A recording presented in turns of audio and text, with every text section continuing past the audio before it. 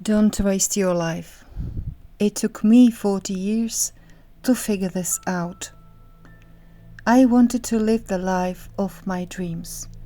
Naturally, I assumed that I needed money first, because apparently dreams don't run on oxygen, they run on bank accounts. So I did what sensible people do.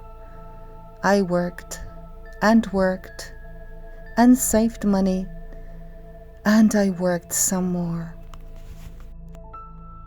I've been there too. I wanted to live the life of my dreams. I wanted to travel.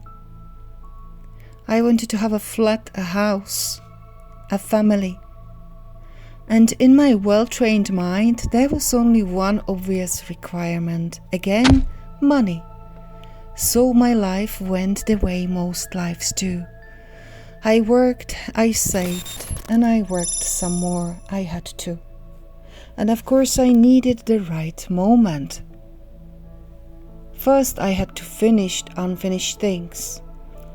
I needed to finish studies, relationships, responsibilities. There was always something that had to come first before I could finally do my own thing.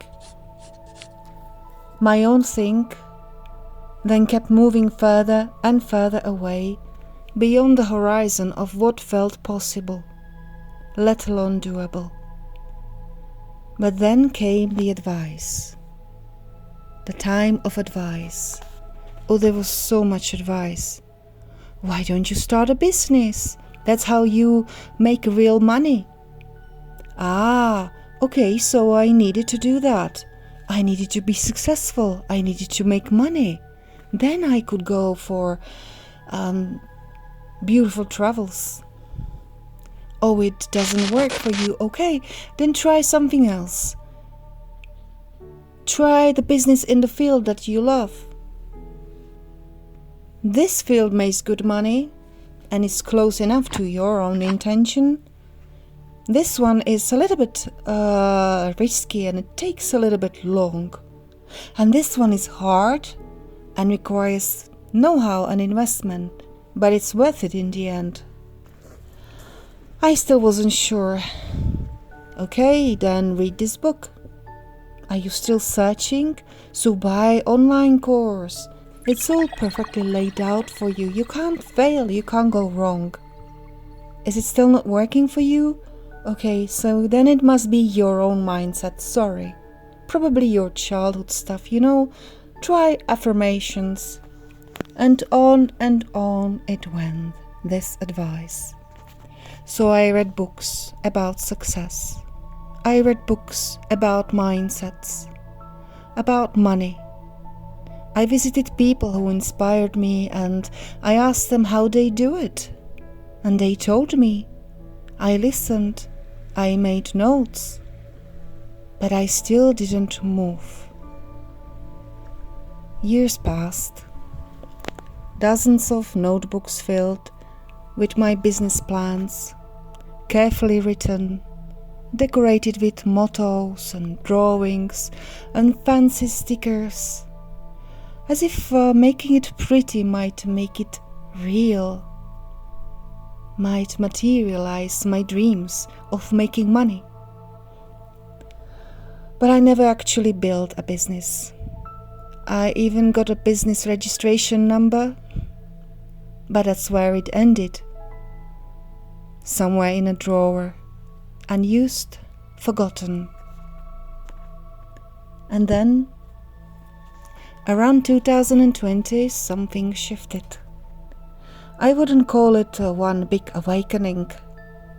It was more like a series of quiet moments, small realizations. I started asking different questions. If I could work for free and still have enough to live on, what is it that I would do? What do I actually want to do? What do I actually love?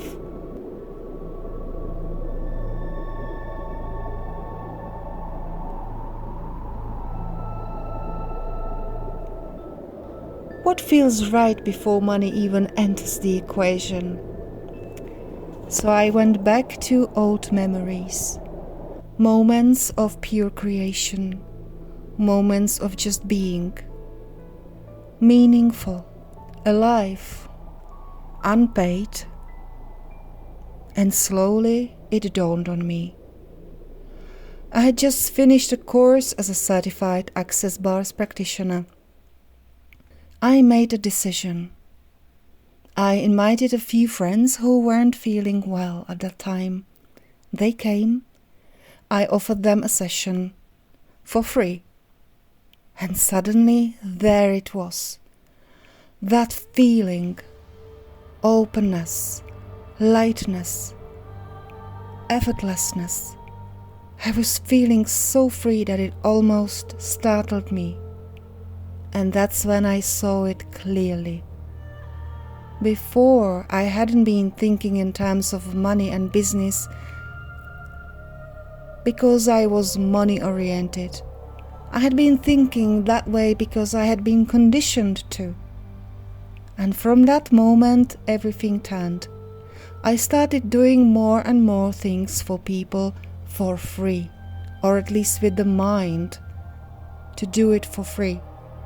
And the energy inside me started to flow again. I stopped asking, how do I monetize this? And started asking, what wants to move through me? I didn't need any more books, any more instructions or courses. I became my own student and my own teacher. That was the real beginning of my journey. With that same energy, I recorded my first YouTube video. It's on another channel. That channel grew and grew.